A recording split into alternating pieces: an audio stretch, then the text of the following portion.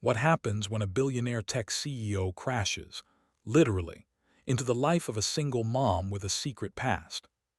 A chance encounter under the rain ignites a chain of events neither of them could have predicted. She's not who the world thinks she is. He's not as untouchable as he seems. And when the truth begins to surface, everything, from his empire to her daughter's safety, hangs in the balance.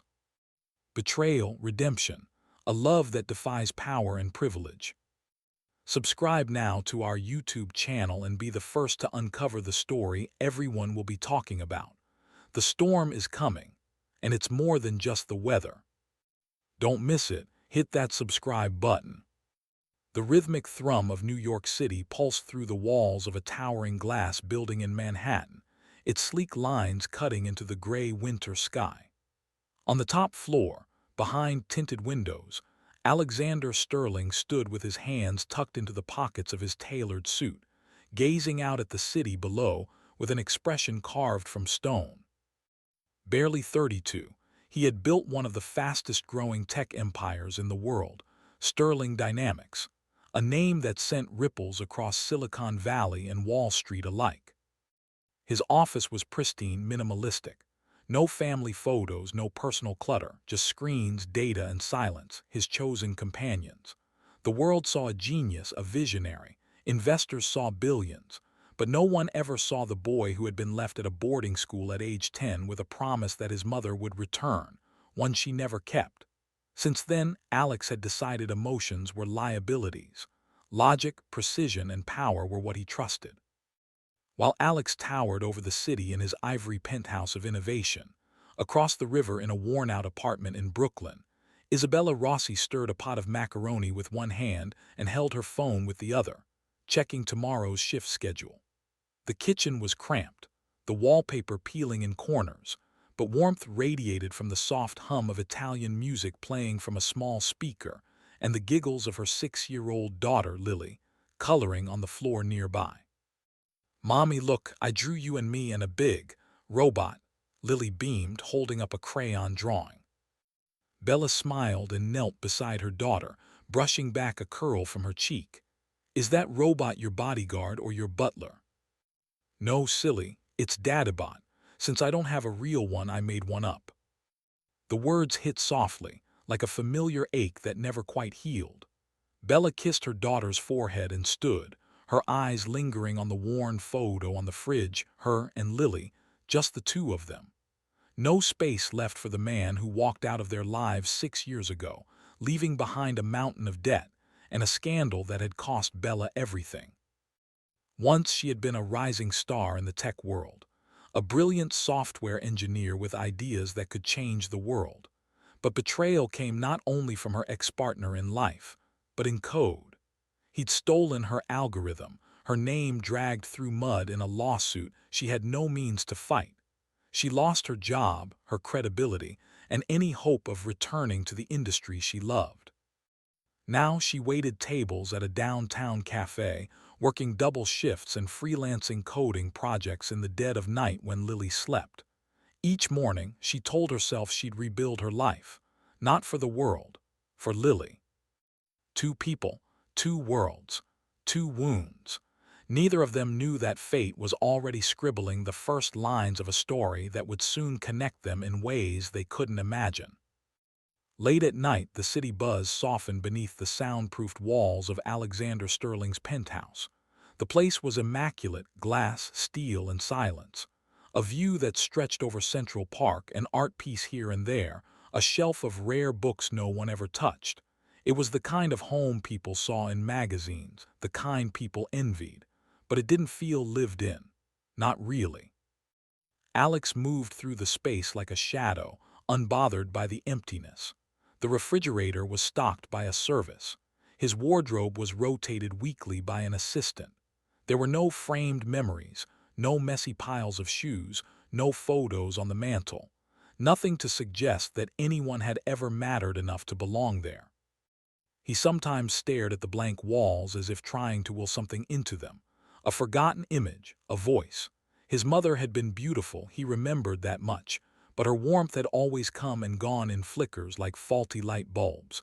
She had left with a suitcase and a string of apologies when he was 10, promising she'd come back after her trip to Paris. Paris became months. Months became years. She never returned. His father, consumed with work and reputation, sent Alex to boarding school and rarely looked back. By the time Alex graduated, he had mastered the art of never needing anyone. He built his empire with machine-like precision. Feelings were distractions. People were liabilities. Love was a currency most people didn't know how to spend wisely. Meanwhile, in a modest apartment lit by warm-toned lamps and covered in Lily's scribbles and books, Bella sat hunched over an old laptop. Her fingers danced across the keyboard, lines of code filling the screen, her secret world, one she hadn't stepped into publicly for years. 4 years ago, she had been a co-founder of a promising tech startup focused on AI language models. She had written the core code that brought their prototype to life, something elegant, ahead of its time. But her then-boyfriend and business partner Damien had blindsided her. He'd stolen her code, changed timestamps, and presented it as his own, pushing her out just before the company was bought out by a much larger firm, Sterling Dynamics. Bella never got her name on the patents. The lawsuit that followed was brief and brutal. Damien had money, lawyers, and connections. She had only the truth, and that wasn't enough. The blow ruined more than her reputation. Her LinkedIn was spammed with trolling messages. Recruiters ghosted her. One of her former mentors told her flat out, "You're too risky now." So she faded into the shadows, changed her email, and focused on what she could control: surviving, healing, raising Lily. Sometimes, late at night, she would Google the name Sterling Dynamics, wondering if her stolen code still lived in the bones of their latest software. She never found confirmation, but the irony wasn't lost on her. Her brilliance, her dream, now lived on in the hands of a man who didn't even know she existed. And somewhere, in that very moment, Alexander Sterling sat in silence in his penthouse, staring at the city lights that refused to warm the frost in his chest, unaware that a fragment of the software he prized so much had come from a woman in Brooklyn, still fighting to reclaim her voice. Rain fell in relentless sheets, blurring the city into a world of flickering headlights and hurried footsteps. Traffic in Midtown was crawling, horns blaring in frustration as people rushed to get out of the storm. Alexander sat behind the wheel of his black Aston Martin. He preferred to drive himself at night when the city felt quieter, when the silence was easier to control. His phone buzzed on the console, another reminder about the midnight conference call with Tokyo. He barely glanced at it, eyes scanning the street ahead. He was 2 blocks from his apartment when it happened. A flash of movement, a red brake light too close. He slammed the brakes. A dull, muted crunch echoed through the rain. Not a full-on crash, just a bump, metal against metal. His heartbeat didn't even spike. He cursed softly and threw the car into park. The car he'd hit was old, dented even before the impact. It looked out of place in this part of Manhattan. The driver's door flew open and a woman jumped out, dark hair plastered to her face, soaked jacket clinging to her shoulders. She moved fast, like someone running on pure panic. From the backseat, a child's sharp, thin cry rose into the air. "Oh God, no, no, Lily," the woman cried, wrenching the rear door open. A little girl lay curled on the seat, her eyes fluttering, skin pale and damp with sweat.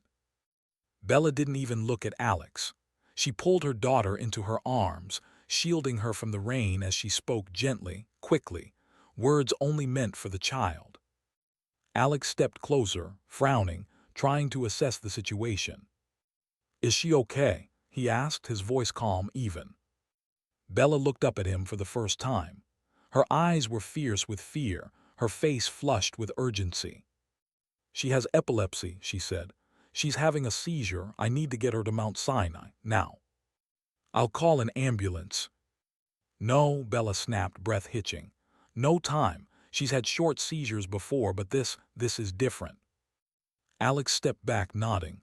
"Okay, okay, I'll drive you." She shook her head, Just move your car. You're in no shape. Move your car, she said through clenched teeth, eyes burning with protective desperation. She was soaked, trembling slightly, but holding her daughter like the world would end if she let go. Something twisted in Alex's chest. It wasn't guilt. It wasn't pity. It was something older, deeper. The look in the little girl's eyes, glassy, distant, terrified, dragged up memories he'd buried long ago. He stepped back, got into his car, and pulled to the side without another word. Bella climbed back into her car, placed Lily gently into her lap, and drove off like the city wasn't even there. Alex stood in the rain for a moment longer, unmoving. Something about that woman, her fire, her refusal to be helped, the fear she carried like a shield, lodged itself inside him.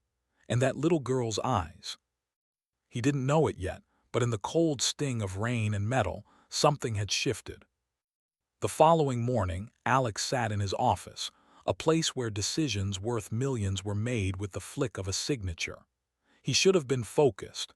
There was a pending acquisition, 2 investor meetings, and a press interview on his schedule. But his mind kept drifting back to the woman from the night before. He couldn't stop replaying the scene, her soaked figure, her unwavering grip on the child, the fury in her voice when she said, "Just move your car." It wasn't just her desperation, it was her control, her instinct to fight even in fear. He'd seen executives crumble under less pressure. He didn't even know her name. He walked to the glass wall, coffee cooling in his hand, and found himself staring out over the city without really seeing it. Eventually, he pulled out his phone and dialed. "Jackson," he said when his assistant picked up, "can you do me a favor?" "Of course, Mr. Sterling." "I was in a minor fender bender last night. Midtown, opposite Bryant Park. There was a woman driving the other car, a gray 2005 Corolla, plate ending in 2VY. Can you check if we have anything on her?" There was a short pause. Jackson knew better than to ask why. "Understood. I'll run it through the standard incident report log. Give me a moment." Alex returned to his desk and distracted himself with quarterly numbers until his screen pinged. The report was brief, but a name jumped out immediately: Isabella Rossi. He scanned further. She had once been employed at a small AI startup called Nuvatech, a company that Sterling Dynamics had quietly absorbed during a broad-spectrum buyout 4 years ago. Nuvatech had been the subject of minor legal noise back then, something about a disputed algorithm. It had never escalated. His legal team had handled it. Curious now, Alex accessed the archived files from the acquisition.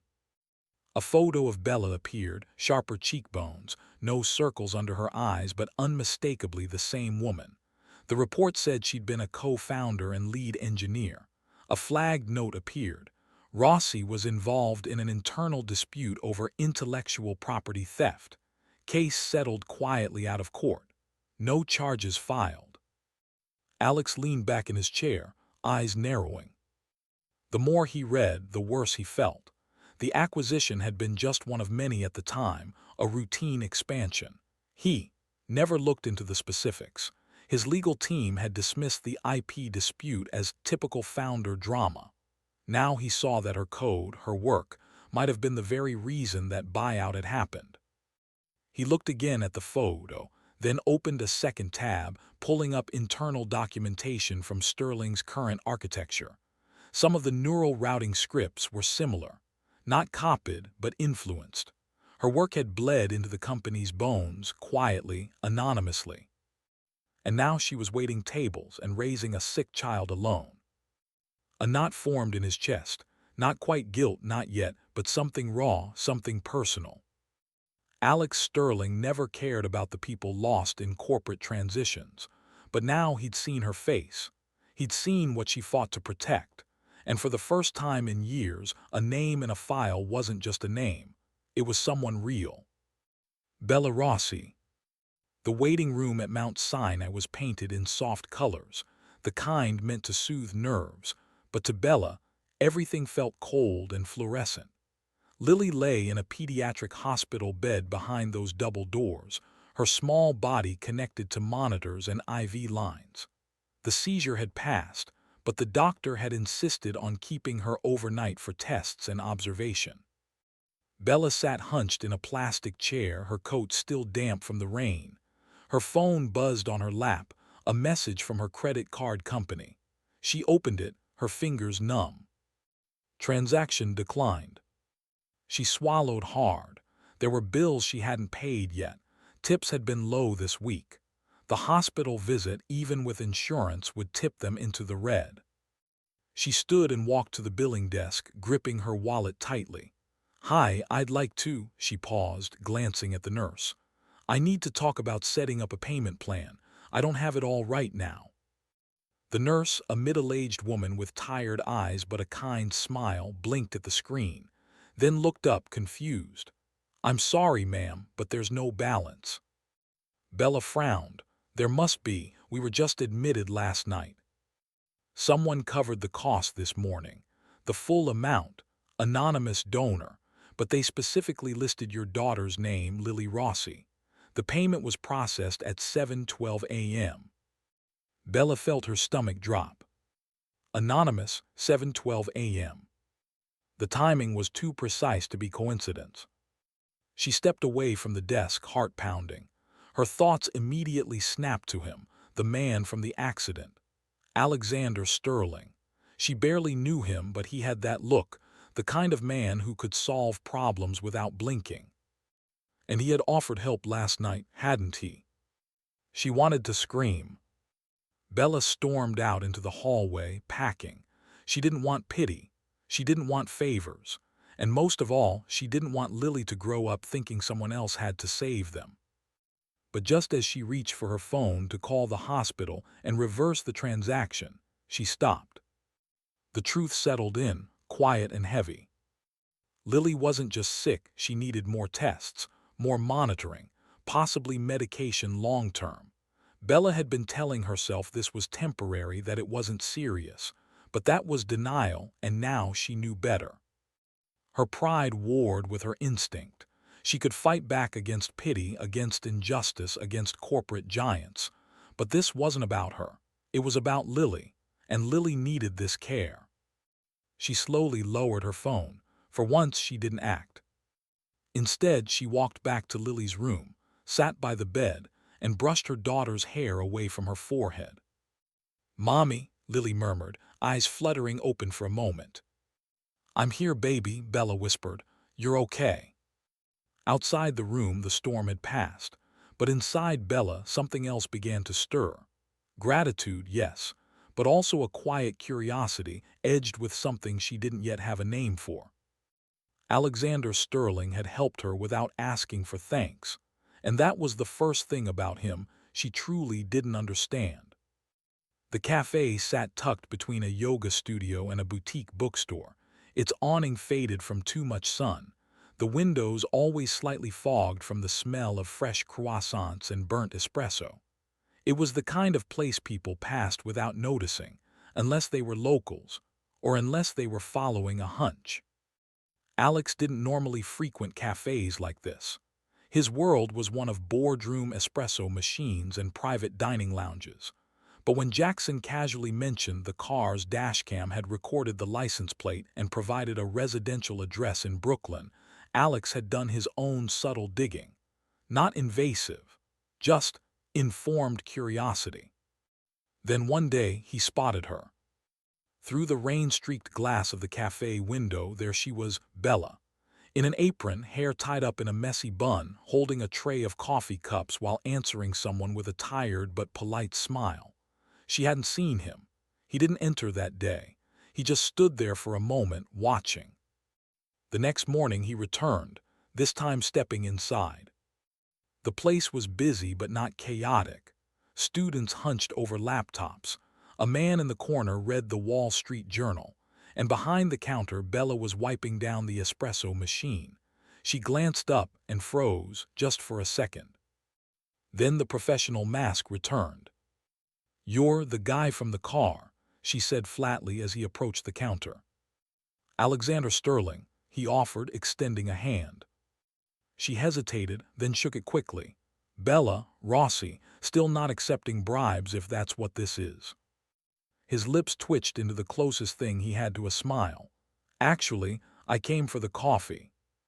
She raised an eyebrow. Sure you did. He ordered black coffee, nothing fancy, sat near the window, and came back the next day, and the next. By the third visit, it was Bella who greeted him first. It was Lily. The little girl ran from the back corner, still clutching a crayon in one hand. Hey, it's you again, car crash guy. Alex crouched to her eye level, surprised. You remember that? You said a bad word under your breath. Mommy wouldn't like that. He laughed, actually laughed, and something about it made Bella look up from the counter, her eyes softening just a little. After that, the visits became habit.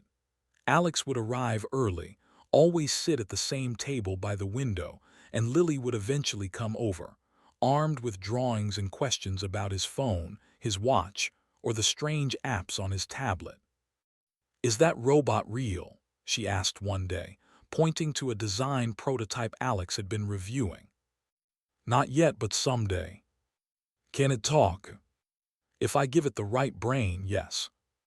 Cool, she grinned. You should make it dance. Bella watched their conversation from the counter, arms crossed, unsure what to make of it. She still didn't trust him, at least not fully.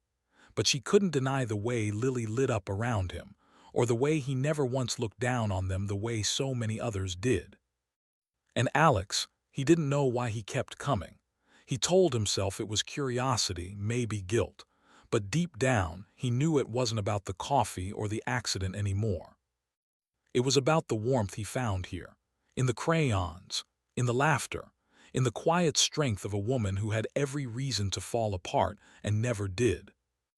It was a rainy Tuesday afternoon when the cafe quieted just enough for real conversations to happen. The usual morning rush had faded, and a soft jazz playlist hummed through the speakers. Bella was on her break, sipping lukewarm tea at a side table, her apron folded across her lap. Lily sat beside her, legs swinging off the chair, a puzzle workbook spread out in front of her like a battlefield. Alex, as usual, was at his usual window seat, nursing his black coffee and scrolling through a tablet filled with code and technical diagrams. He hadn't meant to stay long today, but then he heard Lily muttering. No, no, that's not right, she grumbled, furrowing her brows as she erased something furiously.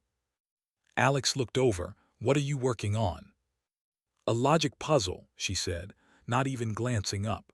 Mommy says I have to finish 10 before I can go home and watch cartoons.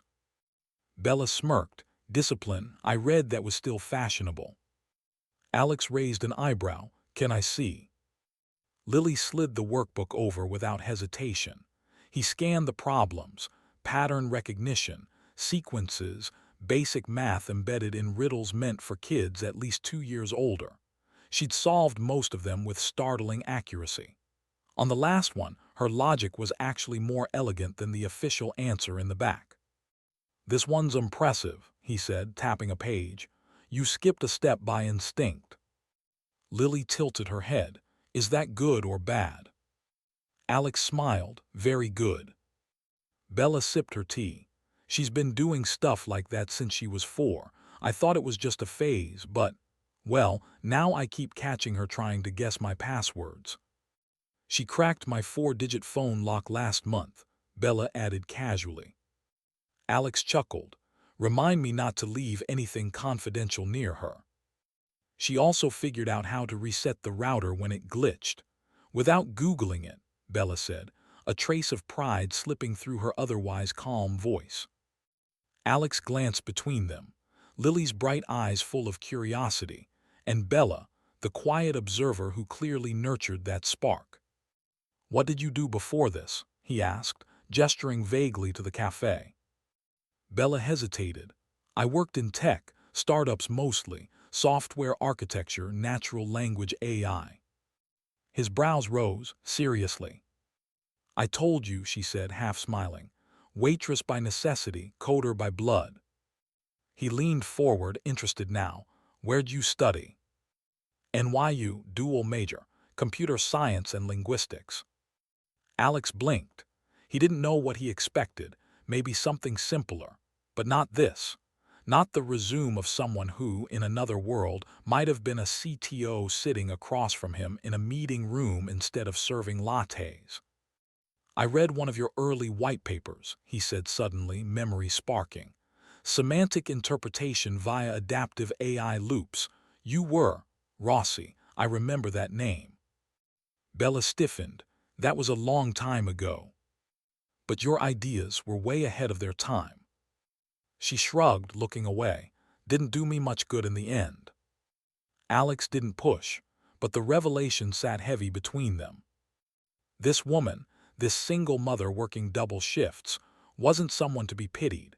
She was a mind that had once moved with brilliance, someone whose fire hadn't been extinguished, only buried. And now, watching Lily scribble tiny binary jokes in the margins of her workbook, he realized something even more important.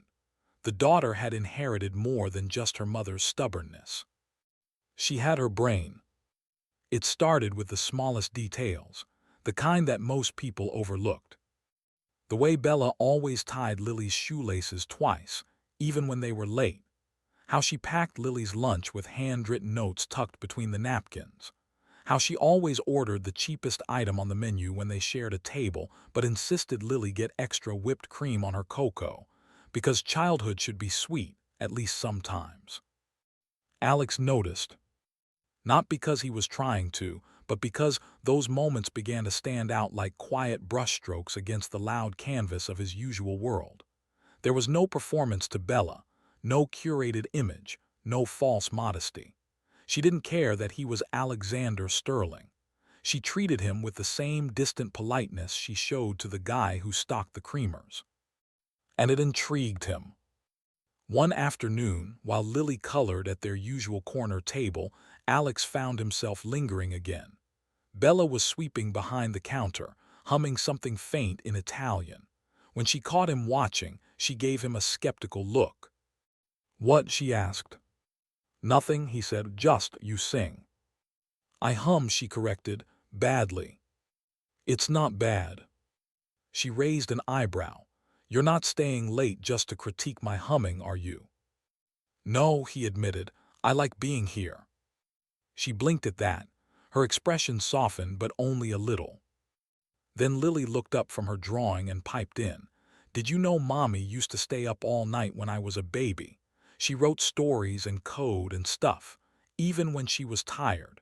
She says moms have invisible batteries. Bella gave her daughter a look, half amused, half mortified. Lily, enough.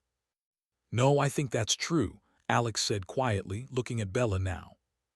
Their eyes met, and something passed between them, unspoken but sharp, recognition.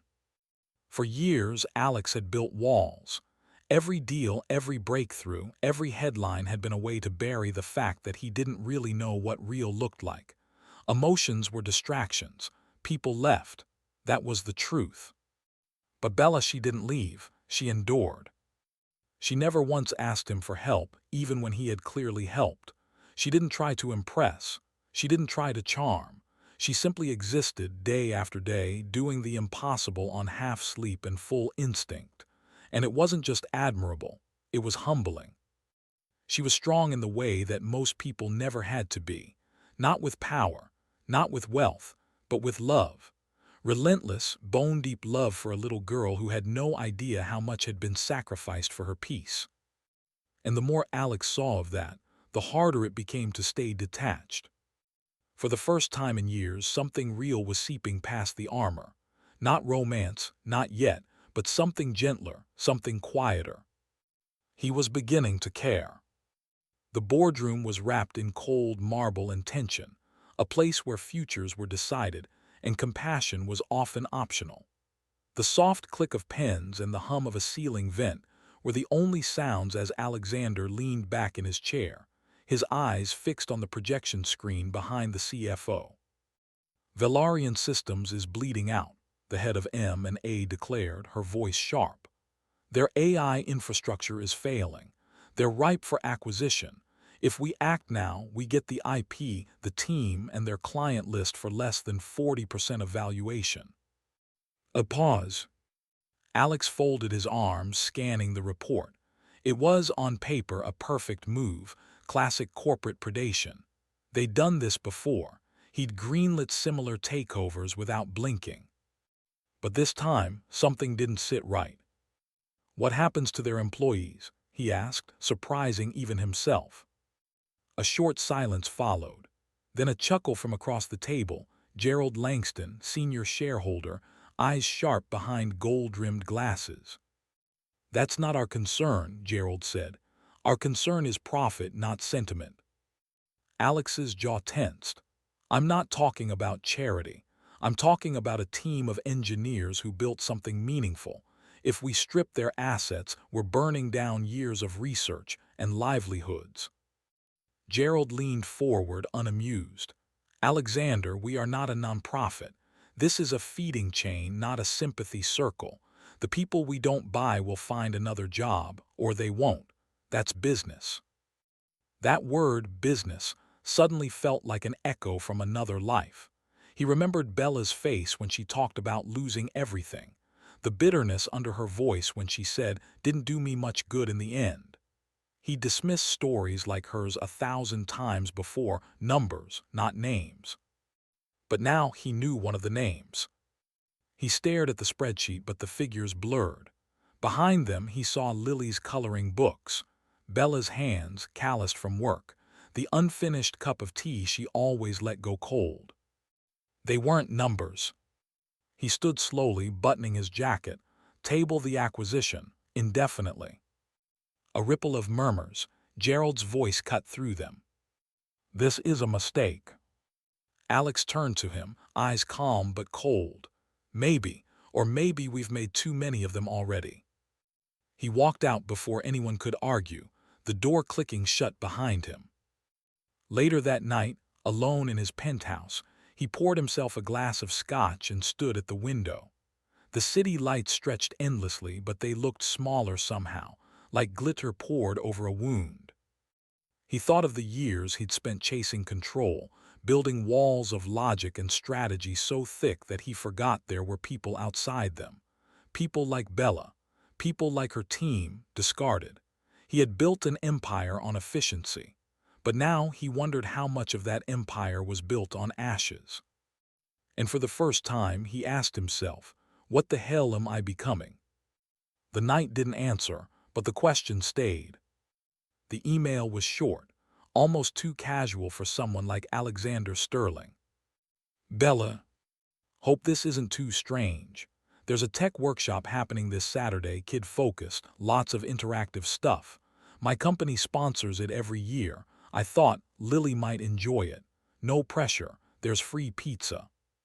"Alex." Bella stared at the message for a full minute before she responded.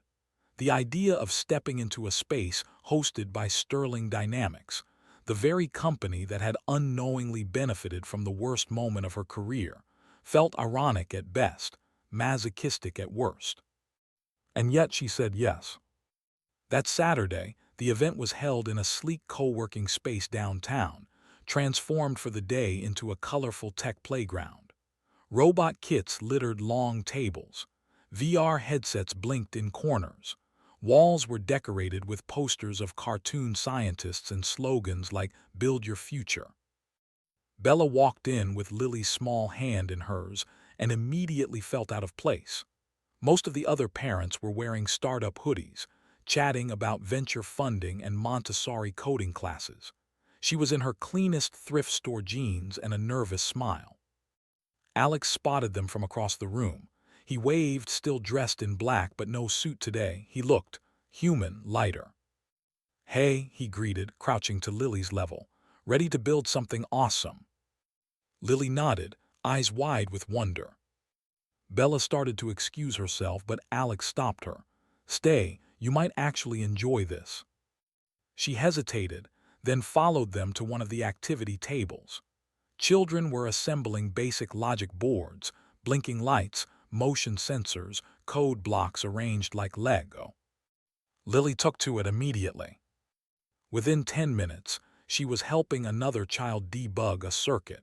Within 20, she was asking the mentor questions even some adults might not have thought of. "She's got natural logic flow," one of the engineers murmured to Alex. "Sharp instincts. Doesn't just follow the steps, she understands why each one matters." Alex simply nodded, though his eyes flicked toward Bella, who was watching her daughter with a quiet, awestruck expression. When they got home that evening, Lily passed out on the couch mid-sentence, still holding a robot keychain she'd made. Bella covered her with a blanket, then stood in the silence of their small apartment, something heavy pressing against her ribs. She opened the closet and pulled out an old box, dusty, untouched. Inside, her first mechanical keyboard, a coffee-stained copy of clean code, a tangle of cables, and a small, beat-up laptop. The screen flickered to life with a quiet hum, as if greeting her like an old friend. Bella sat down at the table, her fingers hesitant at first. But then the lines of code began to spill out, slowly, then faster. Logic returned to her fingertips like muscle memory, looping back after years of silence. She stayed up long past midnight, headphones on, the glow of the screen lighting her face in the darkness. Not for a job, not for survival. Just for herself. For the first time in years, Bella wasn't coding to prove anything. She was coding because it still made her feel alive. It happened almost by accident. Alex was back at the cafe one quiet afternoon, the place nearly empty save for a few remote workers and the ever-present hum of espresso machines. He had his laptop open, reviewing a late-stage security audit report on one of Sterling Dynamics' new projects, an AI chatbot platform scheduled for public beta in 2 weeks. Everything looked clean, but one of the logs didn't sit right. There was a pattern in the data flow, subtle, almost elegant, that reminded him too much of the kind of exploit that was easy to miss until it was. He frowned, fingers hovering over the keyboard. "Something broken," Bella's voice cut in, light but curious.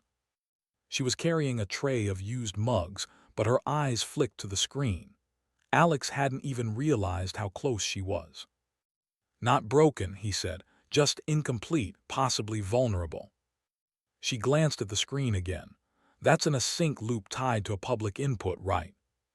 Alex blinked. "Yeah, how did you?" "If the validation breaks at scale, it could reroute queries into a local echo loop," she said, setting down the tray and leaning in just a little. "Looks like it sanitizes strings but not symbol chains. That's a loophole. Recursive behavior if someone's persistent enough." Alex stared at her, impressed and speechless. She hadn't seen more than a few lines, no documentation, no context, just a fragment of his codebase and a sharp, unfiltered mind. "That's exactly what I was thinking," he said slowly. "You just articulated it better." She shrugged as if it was nothing. "Old habit. I used to hunt bugs in my sleep." He chuckled. "You ever miss it?" "Every day," she admitted, a bit more vulnerable than she meant to be. "But missing it doesn't pay the rent." Alex didn't say anything for a moment. He looked back at the code, then at her. Not as a barista, not as a struggling single mom, but as a mind, clever, quick, razor-sharp, and as a person who, had life been just a little more fair, might have been seated across from him in a strategy meeting, not leaning against a cafe counter. "You know," he said quietly, "you're wasted here." Bella raised an eyebrow. "Excuse me." "I mean it," he said. "I've met people with half your talent making 6 figures pretending they understand systems you could rebuild in your sleep." "Yeah, well," she smiled faintly, "half of those people also haven't been blacklisted from their industry." He paused, unsure how to respond, but inside admiration bloomed. This wasn't charity, this wasn't sympathy. He respected her, genuinely. Her brain, her instincts, her restraint. He realized with a strange mix of awe and guilt that he had underestimated her all along, not because she seemed incapable, but because she made quiet look effortless. Bella turned away before the moment lingered too long, going back to the counter, as if she hadn't just cracked open a problem his entire dev team had missed. And Alex watched her, his heart beating with something more than curiosity now, something that felt dangerously close to admiration, and maybe more. The invitation came in the form of a sleek white envelope, embossed with gold, nothing like the usual emails Bella was used to. She stared at it for a long time, unsure whether to be flattered or alarmed. It was from Alex. Inside was a handwritten note. Bella, I'd be honored if you and Lily join me at the Sterling Foundation's annual tech fundraiser this Friday. It's mostly suits and donors, but there's a robotics demo and a kids section Lily might love. No pressure. Alex. Bella almost didn't go. But when Lily read the card and saw the words robotics demo, her excitement was impossible to ignore. They spent the afternoon before the event in front of the mirror, Bella brushing out Lily's hair, trying to tame the curls while quietly wondering if she still knew how to exist in places like this. Places filled with people who once would have called her a peer, before they learned how easy it was to forget her name. The event was held in an upscale gallery space overlooking the East River. Crystal chandeliers, high ceilings, and waiters moving with trays of champagne. Everything gleamed. Everyone looked like they belonged. Bella walked in wearing the only dress she owned that could pass for formal, soft blue, borrowed heels, her hand tightly holding Lily's. Alex spotted them almost immediately. You look, he paused, genuinely struck, perfect. Bella laughed nervously. Don't exaggerate, I'm one wardrobe malfunction away from running. You're brave for coming, he said quietly. Thank you. At first things were fine.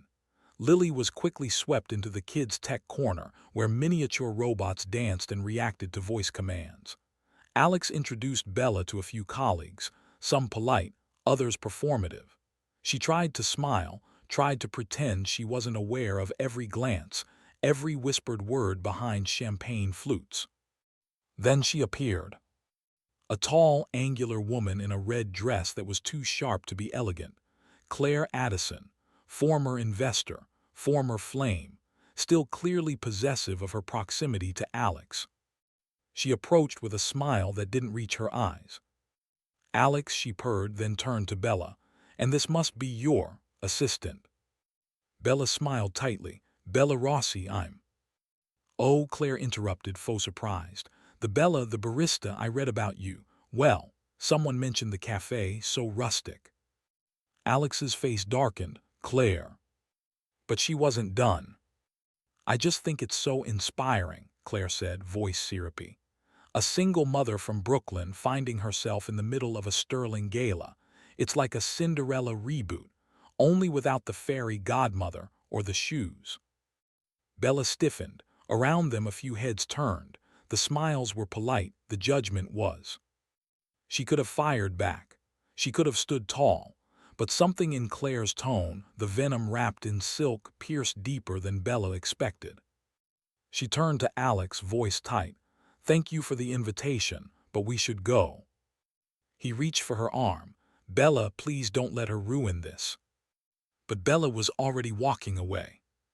She found Lily in the corner, still laughing with a volunteer about robot dance moves. Time to go, baby, she said softly. But we just got here. Later, she whispered, trying to smile. Outside, the air was sharp and cold, biting at her skin as she blinked fast to stop the tears from falling. She wasn't supposed to care what they thought, but standing in that room, surrounded by polished smiles and veiled contempt, Bella had never felt more like an outsider. And more painfully than ever, she realized, no matter how kind Alex had been, no matter how often he came to the cafe or how warmly he looked at Lily, she didn't belong in his world. The next morning, the rain returned to New York, relentless, cold, and fitting.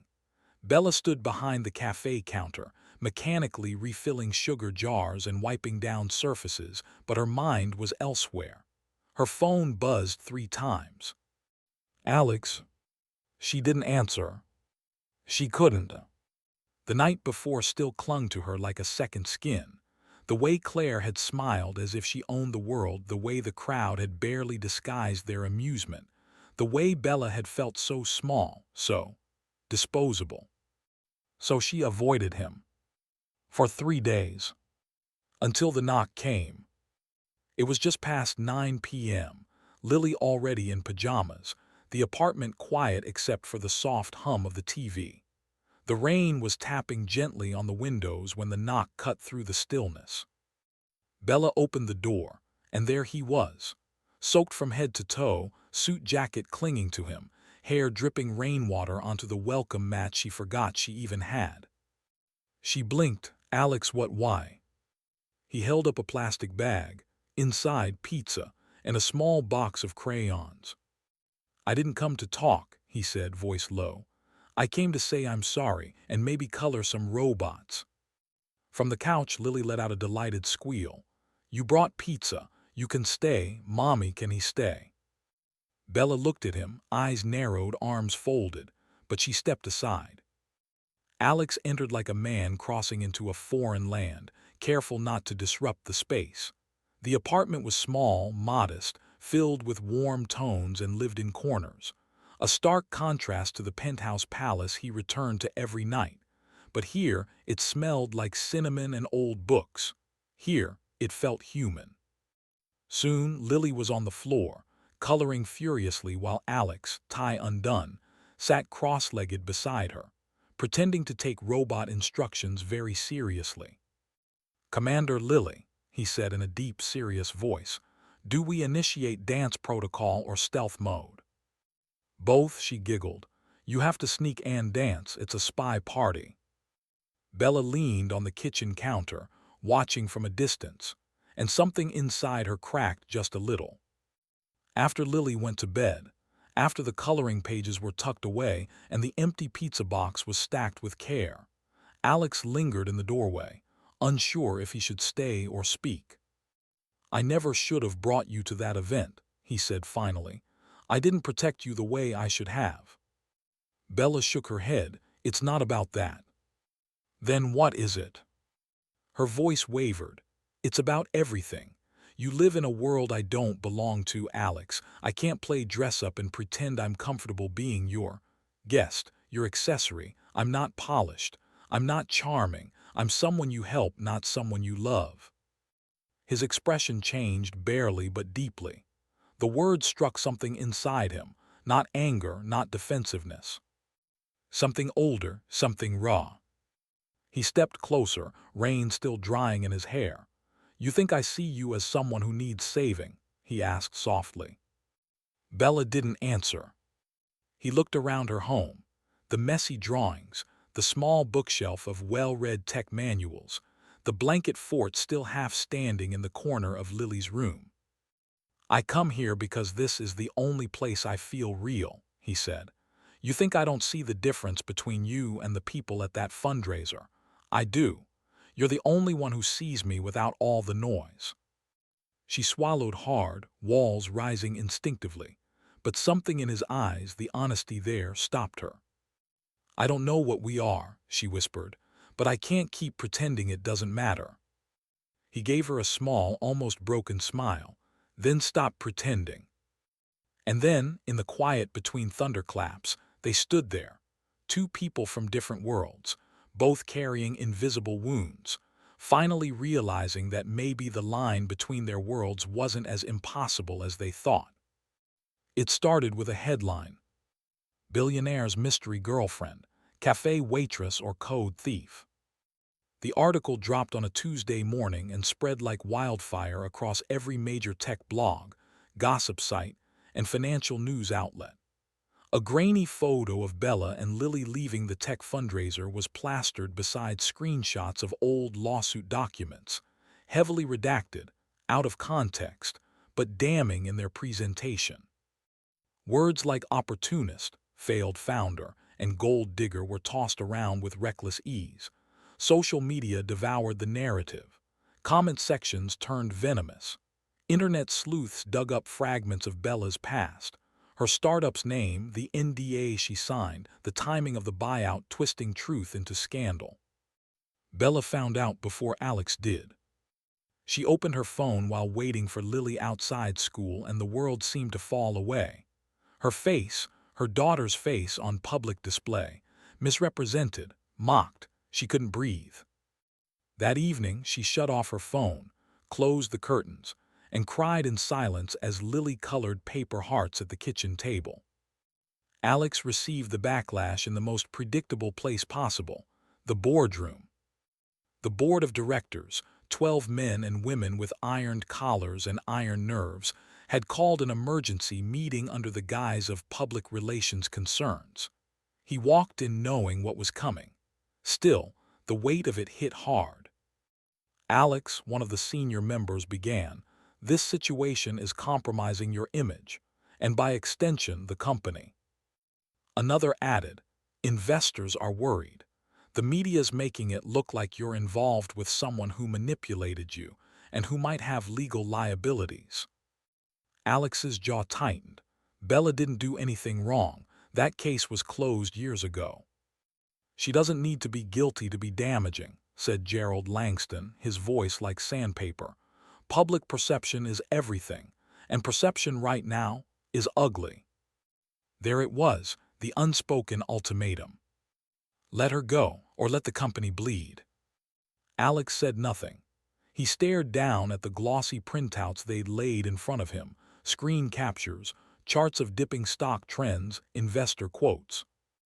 Not one of them included a photo of Bella laughing with Lily. Not one mentioned the nights she coded until 3 a.m., or the ethics she held even when she had nothing left. They didn't know her. But he did. Later, alone in his office, he stood in front of the floor-to-ceiling window, hands clenched at his sides. The city pulsed below, indifferent as ever. But in his chest, something boiled, rage not just for Bella, but for the world that fed off humiliation, that rewarded power but punished honesty. He could lose stock, he could lose reputation. But losing Bella, that felt like something he might never recover from. His phone buzzed. It was a text from Bella. "Don't fight them because of me. I'm used to being the one people walk away from. Just protect Lily from all this. That's all I care about." Alex stared at the message for a long time. And then he made a decision. One that would cost him, but one that mattered. He reappeared like a storm no one saw coming. Damian Cross, Bella's ex, co-founder of her former startup, the man who had stolen both her code and her stability, was now a minor celebrity in the world of tech influencers. Flashy, arrogant, and armed with an ever-growing army of online followers who adored his fast cars, motivational rants, and shallow soundbites.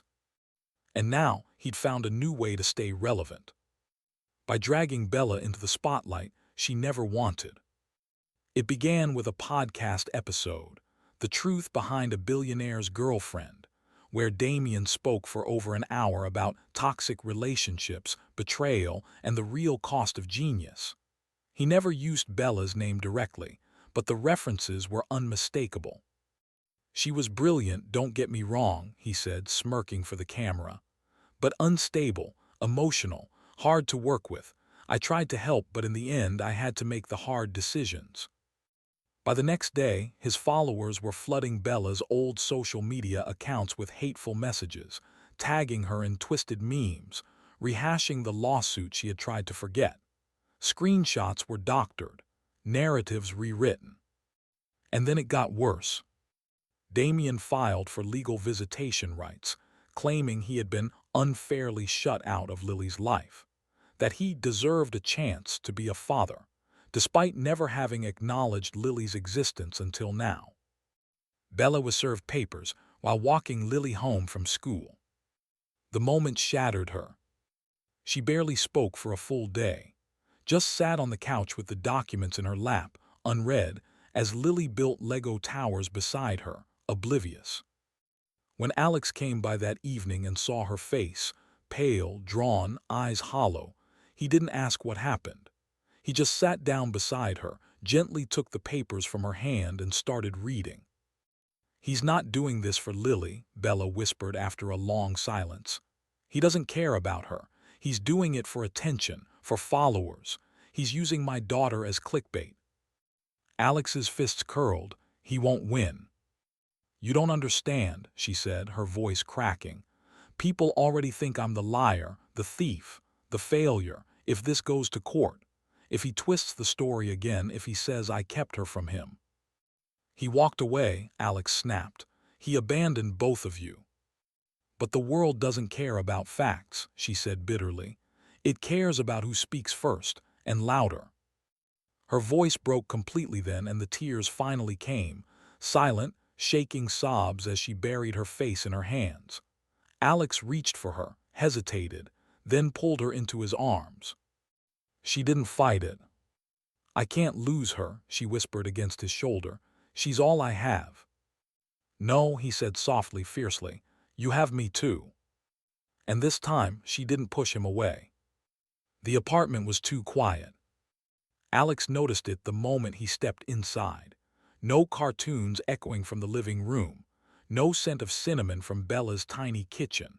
No sound of Lily's footsteps thudding down the hallway in her mismatched socks. Just stillness. He frowned and called out, Bella.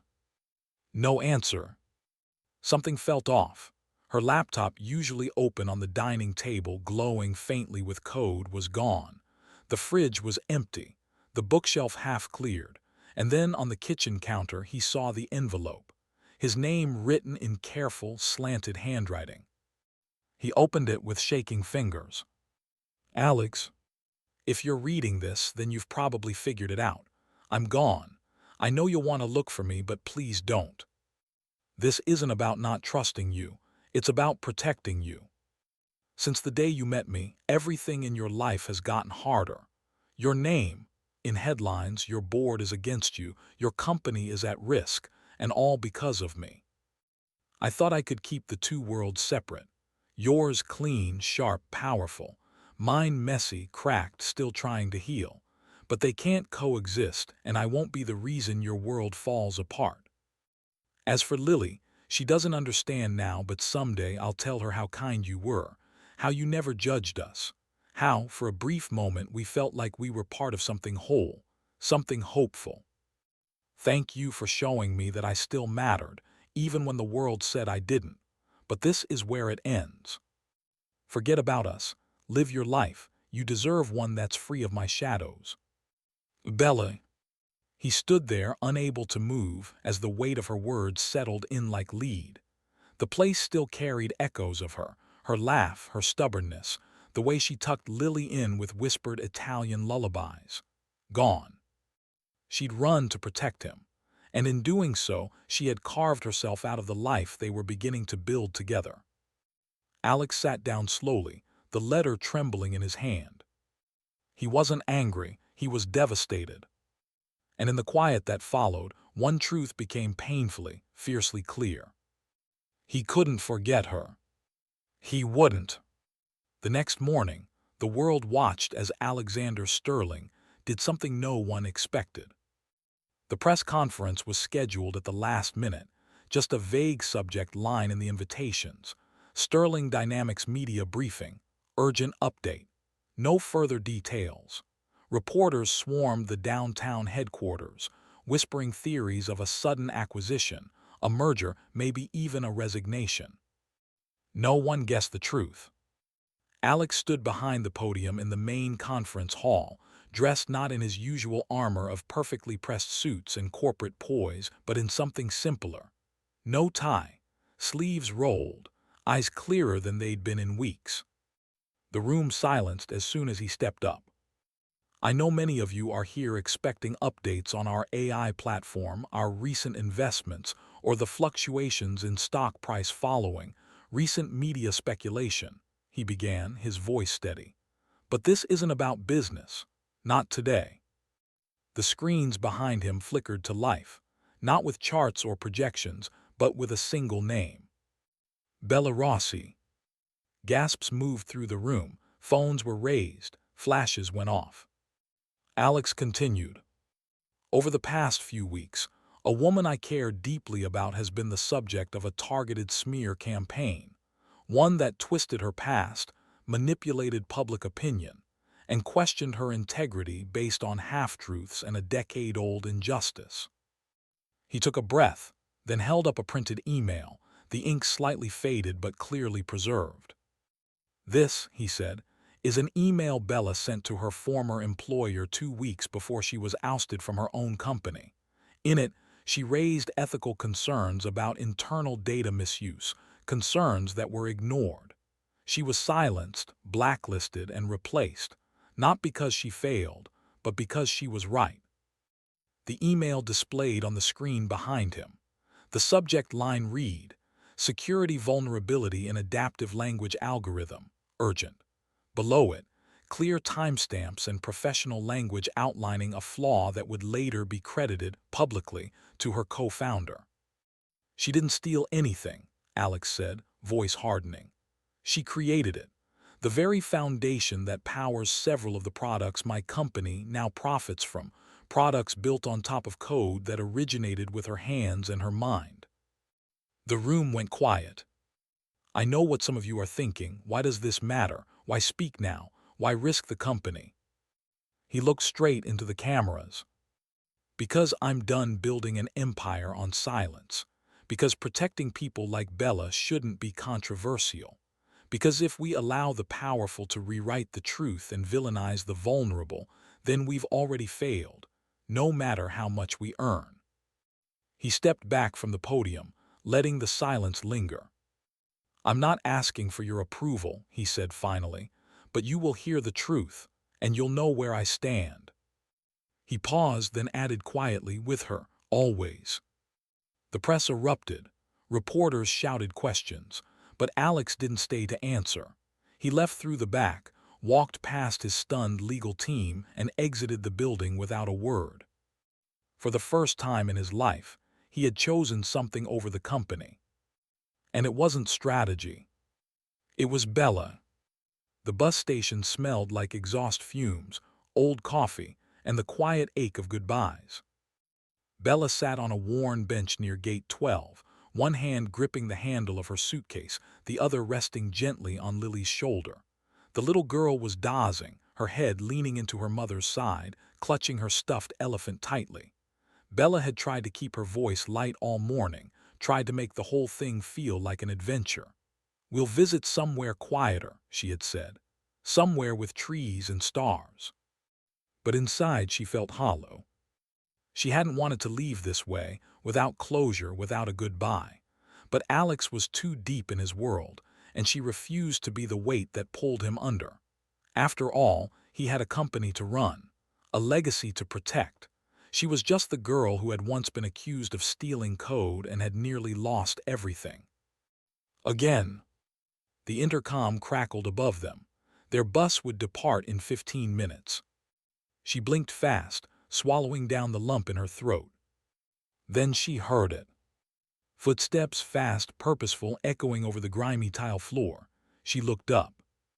Alex, soaked in rain again, hair wild, chest heaving like he'd run blocks. People turned to stare as he crossed the terminal, but he didn't care. His eyes were locked on her, on them. "Bella," he said, breathless. She stood stunned. "How did you? You think I'd let you disappear again?" She opened her mouth, but the words caught. Her heart thudded painfully in her chest. "I read your letter," he said, stepping closer. "And I ignored it, because every word in it was a lie born of fear. And I've had enough of living in fear, of public opinion, of failure, of love." He turned to Lily, who was blinking herself awake, confused but smiling when she saw him. "Hey, Commander," he said gently, "I need your help with a mission." She giggled sleepily. "A robot mission." He reached into his pocket and pulled out a tiny, velvet box, worn at the edges, clearly not from any luxury store. He knelt on the dirty tile floor, right there in front of everyone, and opened it. Inside was a delicate silver ring, small and simple, but beautiful in its honesty. "This," he said, glancing at Bella, "was Lily's idea." Bella looked at her daughter, eyes wide. "I used my secret jar," Lily whispered proudly. "My piggy bank money, I bought it myself, from the jewelry shop near the cafe. The nice lady let me." Bella's breath hitched, her knees nearly gave out. "I don't want a perfect life," Alex said softly. "I want this life, with you, with Lily, with crayon drawings and pancakes and loud mornings and broken routers. I want a family, my family." Tears slipped silently down Bella's cheeks. She covered her mouth with one hand, the other trembling. "Bella Rossi," he said, voice shaking just enough to betray how much this meant, "will you marry me?" She didn't speak right away, just walked slowly to him, rain dripping from her hair, mascara smudged, heart wide open. Then she dropped to her knees and wrapped her arms around him. "Yes," she whispered into his shoulder. "Yes, Alex, yes." Lily clapped behind them, completely oblivious to the crowd gathering or the fact that her piggy bank had just rewritten all their futures. The bus pulled away from gate 12. But they didn't need it anymore. The garden was tucked behind a quiet brownstone in Brooklyn, draped in late spring sunlight and the sweet scent of blooming jasmine. String lights zigzagged between trees, flickering gently in the afternoon breeze.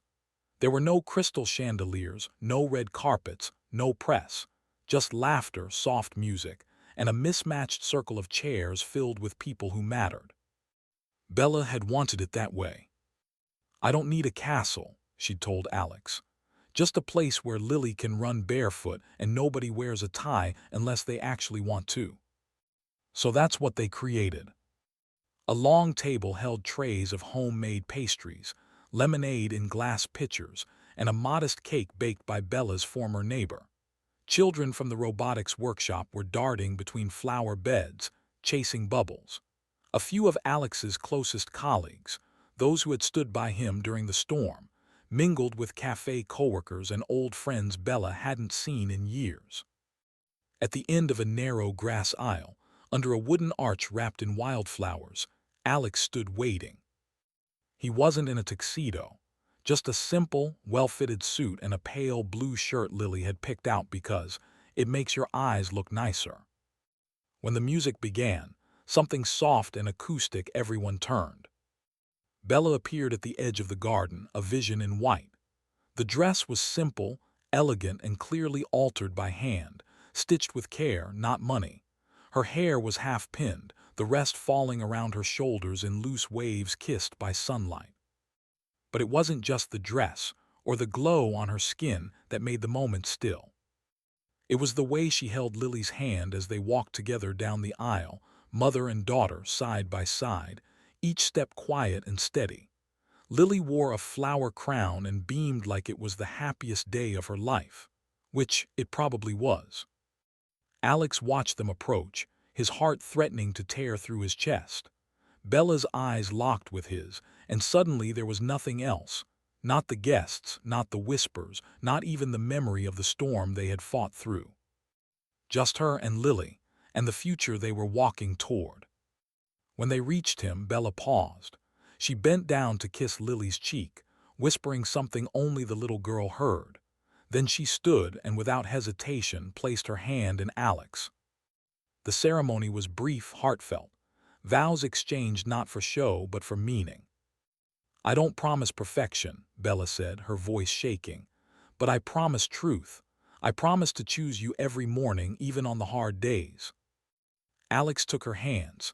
"You taught me what real is, what love looks like when it's earned, not bought, not inherited, but built. I will never stop building it with you."